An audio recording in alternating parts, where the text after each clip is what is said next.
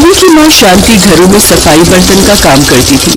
पूर्वी जब साल भर की थी तभी उसके पिता ने दूसरी शादी कर ली और पूर्वी को उसकी माँ के साथ घर से निकाल दिया।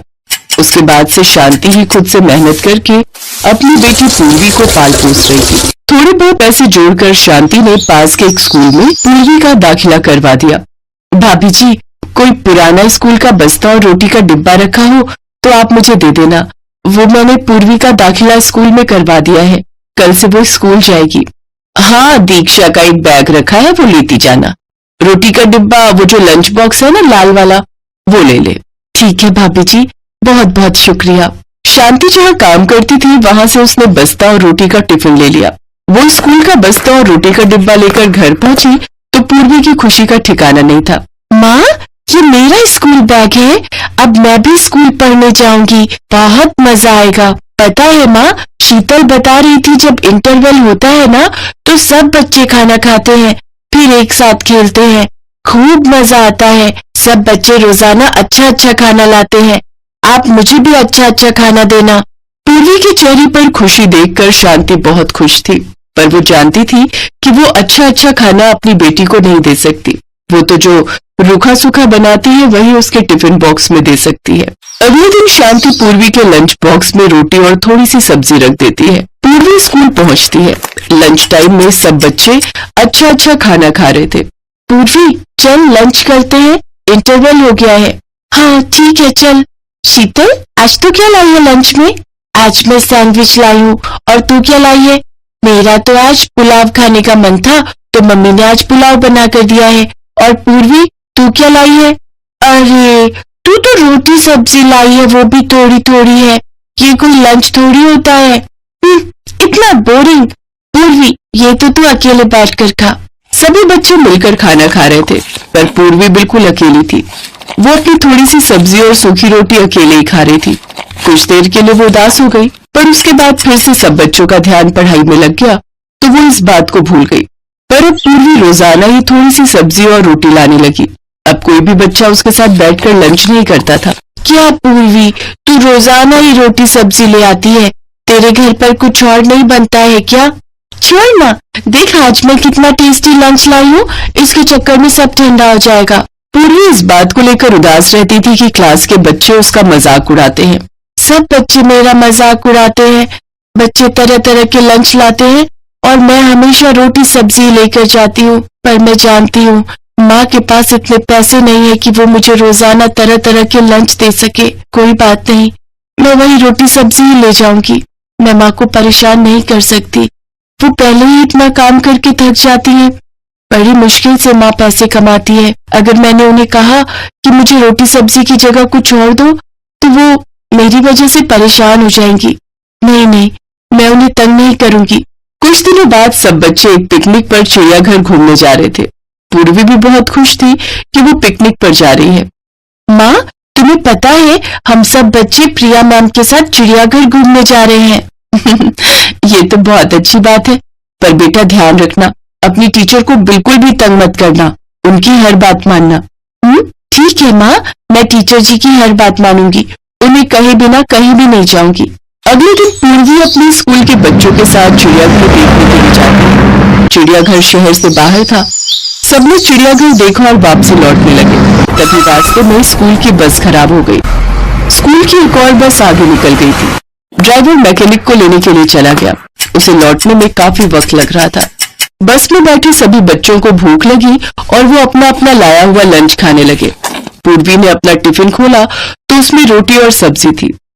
पूर्वी जैसे ही अपनी रोटी सब्जी खाने लगी तभी उसने देखा कि उसकी टीचर के पास लंच है ही नहीं, वो ऐसे ही बैठी हुई है। मैम जी, आप लंच नहीं खा रहे? नहीं बेटा, बच्चों को बस में बिठाने के चक्कर में मेरा लंच वाला थैला मैं चिड़ियाघर में ही भूल आई। अब तो हम बहुत आगे निकल आए हैं और बस भी खराब हो गई है, इस वजह से मैं वापस जाकर ला भी नहीं सकती थी। कोई बात नहीं, तुम खाओ, जब हम स्कूल पहुंच जाएंगे तब मैं कुछ खा लूंगी। बच्चों, सब अपना अपना लंच करो। सब बच्चे आपस में मस्ती करते हुए अपना अपना लंच कर चुके थे। बच्चे नींद में थे तो सब बस में ही सो गए। ड्राइवर मैकेनिक को ले आया था। मैकेनिक बस को ठीक कर रहा था। भैया, अभी बस ठीक होने में कितना समय लगेगा? मैडम जी, अभी 1 घंटा और लग जाएगा, बाकी कोशिश कर रहे हैं थोड़ी जल्दी हो जाए। अगर 1 घंटा ठीक होने में लगा तो हमें स्कूल पहुंचते पहुंचते 2 घंटे तो मानकर चलो शाम के 7 बज ही जाएंगे। प्रिंसिपल मैडम को फोन कर देती हूँ, वो चिंता कर रही होंगी। अब तो मुझे भूख भी लगाई है, यहाँ आसपास तो सुनसान है, कुछ भी खाने को नहीं मिलेगा। अरे पूर्वी बेटा, सब बच्चे सो गए, तुम्हें नींद नहीं आई? थोड़ी देर सो जाओ। अरे तुमने लंच नहीं किया? मैडम जी आपने भी तो कुछ नहीं खाया, इसीलिए मैंने लंच अभी तक खोला ही नहीं। आप मेरे लंच में से थोड़ा खा लो। कितनी प्यारी बच्ची है, मेरे पीछे इसने कुछ भी नहीं खाया, इसके में से थोड़ा सा खा लेती हूँ ताकि ये भी खा ले। लाओ पूर्वी, मुझे दो, मैं थोड़ा खा लेती हूँ। क्या हुआ, लाओ। मैडम जी मेरे पास ये रोटी सब्जी ही है, बाकी बच्चों की तरह अच्छा अच्छा खाना नहीं है। माँ कहती है जब हमारे पास बहुत सारे पैसे होंगे तब वो अच्छा अच्छा खाना लाएंगी। पूर्वी बेटा, खाना सभी अच्छा होता है, रोटी सब्जी तो और भी अच्छी होती है। अरे वाह, आलू की सब्जी और साथ में रोटी, मुझे तो भूख से रुका ही नहीं जा रहा, मैं तो पूरी रोटी खाऊंगी। मासूम पूर्वी की भोली बातें सुनकर टीचर भी भावुक हो जाती है। वो पूर्वी के लंच में से एक रोटी और सब्जी खाती है। पूर्वी बहुत खुश थी। कुछ देर बाद बस ठीक हो जाती है, सब लोग स्कूल पहुंचते हैं। अगले दिन पूर्वी स्कूल पहुंचती है तो उसके लंच बॉक्स में वही रोटी सब्जी थी। सब बच्चे फिर उस पर हंसने लगे। तभी पूर्वी की टीचर उसे अपने पास बुलाती है। पूर्वी, तुम्हारी रोटी सब्जी मुझे बहुत अच्छी लगी थी, क्या आज भी मैं तुम्हारा लंच खा सकती हूँ? जी मैम, ये लीजिए।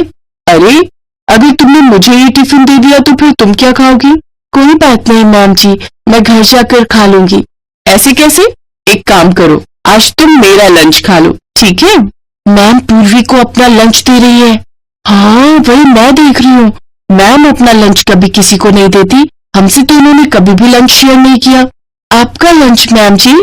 हाँ, वो आज मैंने घर पर बर्गर बनाए थे, पर मुझे तुम्हारी रोटी सब्जी इतनी पसंद आई थी कि मुझे लगा कि ये बर्गर अगर तुम खा लो और मैं तुम्हारी रोटी सब्जी, तुम्हें बर्गर पसंद है ना? बर्गर? वो तो मैंने कभी खाए ही नहीं ma'am ji, thank you ma'am ji. Purvi की टीचर प्रिया जानती थी कि पूर्वी एक गरीब बच्ची है। वो जानती थी कि पूर्वी की माँ के पास इतने पैसे नहीं है कि वो पूर्वी को तरह तरह के व्यंजन बनाकर और खरीद कर खिला सके। इसीलिए प्रिया बहाने से पूर्वी के लिए बर्गर लाई थी ताकि पूर्वी के चेहरे पर एक नया लंच देखकर खुशी आ सके। और यही हुआ। जब पूर्वी ने टिफिन खोला तो उसमें 2 बहुत ही टेस्टी बर्गर पैक किए हुए थे। पूर्वी को बर्गर खाते हुए जो खुशी मिल रही थी, उस खुशी को देखकर टीचर प्रिया की आंखें भी थोड़ी नम हो गई। इसके बाद कभी कभी बहाने से टीचर प्रिया पूर्वी के लिए तरह तरह के खाने पीने की चीजें लाती रहती थी। एक छोटी सी प्यारी मासूम बच्ची का दिल कितना बड़ा है, ये बात प्रिया को उस दिन बस में समझ आ गई थी। इसीलिए टीचर होने के नाते उसने अपनी तरफ से पूरी कोशिश की कि वो भी पूर्वी के चेहरे पर खुशी ला सके। यही कोशिश कामयाब रही और पूर्वी के चेहरे पर खुशी आ गई।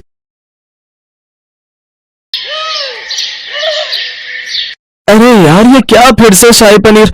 अभी 4 दिन पहले ही तो खाया था, मुझसे तो नहीं खाया जाएगा। पनीर खा खा कर तो मैं बोर हो गया हूँ, मैं तो आज कैंटीन से सैंडविच खाऊंगा। चल राहुल, कैंटीन चलते हैं। अमर वो सब्जी स्कूल के डस्टबिन में डाल देता है और खुद अपने दोस्त के साथ कैंटीन में खाना खाने चला जाता है। वहीं उनकी क्लास में पीछे बैठे 2 गरीब भाई बहन ये सब देख रहे थे। इसकी किस्मत कितनी अच्छी है जो इसे इतना अच्छा खाना खाने को मिलता है, फिर भी ये मुंह सड़ाता रहता है। और एक हम है जिन्हें सिर्फ रोज रोज ये रोटी चटनी और प्याज ही नसीब होता है। बिल्कुल ठीक कहा तूने, इन लोगों को खाने की कदर नहीं है। मुझसे तो ये सूखी रोटी और चटनी और प्याज रोज रोज नहीं खाया जाता। दोपहर को उनकी माँ घर में अपनी सास को प्याज चटनी और रोटी परोसती है। बहू एक रोटी कम कर दे, इच्छा नहीं है, मैं एक ही रोटी खाऊंगी। लेकिन माँ जी आपको तो चूल्हे की गर्मा गर्म रोटी अच्छी लगती है ना? हाँ, लेकिन अभी भूख नहीं है। अपनी सास की बात सुनकर रजनी मन ही मन सोचती है, मैं जानती हूँ माँ जी, रोज रोज आप ये खा खा कर तंग आ चुकी हैं। पहले घर में साग सब्जी बनती थी तो आप खुशी खुशी 4 रोटी खा जाती थी, लेकिन जब से गरीबी के दिन आए हैं आपके लिए 1-2 रोटी खाना भी मुश्किल हो गया है। भगवान ऐसे दिन किसी को ना दिखाए।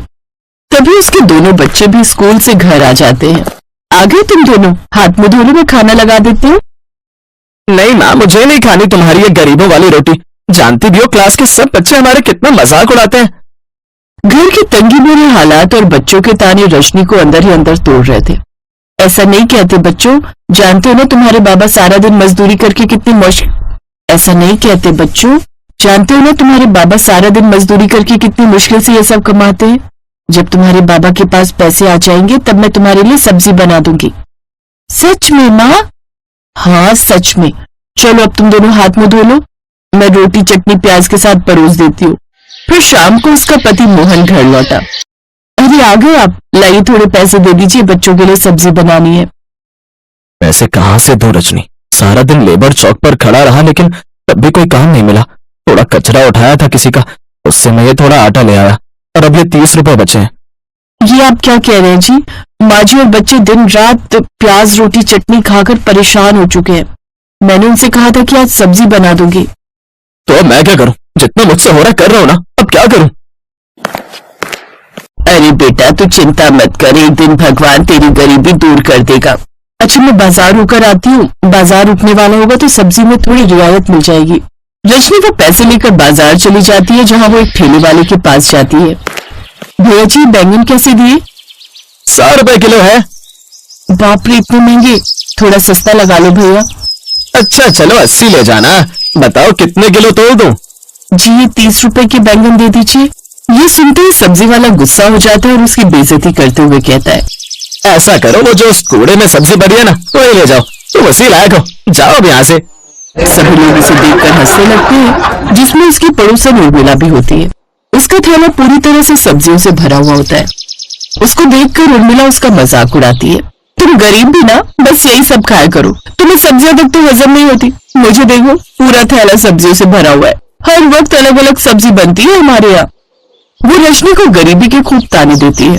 रजनी उससे कहती है, माफ करना बहन, लेकिन सब कोई आपकी तरह अमीर नहीं होता और ना ही किसी के पास इतनी अंधाधुंध कमाई है। मेरे पति थोड़ी बहुत मजदूरी करके जो कमाते हैं उसी से हमारा घर चलता है। हम भले ही चटनी प्याज में रोटी खा लें, लेकिन हम किसी से मांगते नहीं है।